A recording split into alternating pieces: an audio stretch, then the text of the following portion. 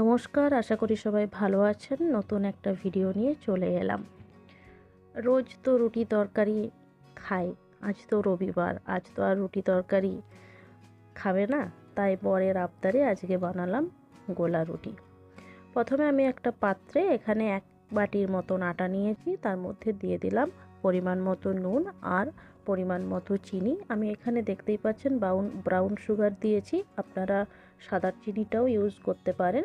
আর দিলাম কালো জিরে, জোয়ান আর একটা ডিম, আর কুচিয়ে রেখেছিলাম পেঁয়াজ কুচি আর কাঁচা লঙ্কা কুচি।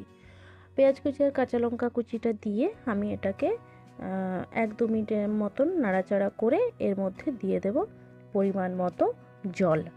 দিয়ে আমি আরও ভালো করে এটাকে 2-4 বার নাড়াচাড়া করে একটা পাতলা স্মুথ ব্যাটার বানিয়ে নেব। কারণ গোলা রুটি বেশি মোটা মোটা করলে ভালো লাগে না, একটু পাতলা পাতলাই ভালো হয়।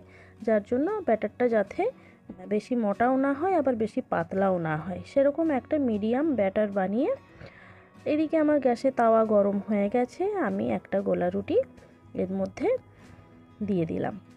এবার আমি অল্প তেল ইউজ করেছি কারণ বেশি তেল লাগে না। এবার আমি এপিট ওপিট করে এটাকে ভেজে নেব। আপনারা অবশ্যই সকালের জলখাবারে একবার বানিয়ে দেখবেন বা বাচ্চাদের টিফিনেও বানিয়ে দিতে পারেন। খুবই সুস্বাদু এবং টেস্টি একটা জলখাবার।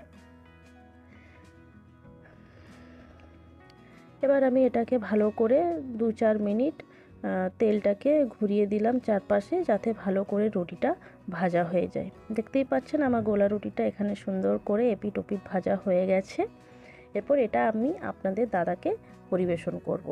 ভিডিওটা যদি ভালো লেগে থাকে অবশ্যই পাশে থাকবেন, ফলো করবেন, কমেন্ট করবেন। ধন্যবাদ।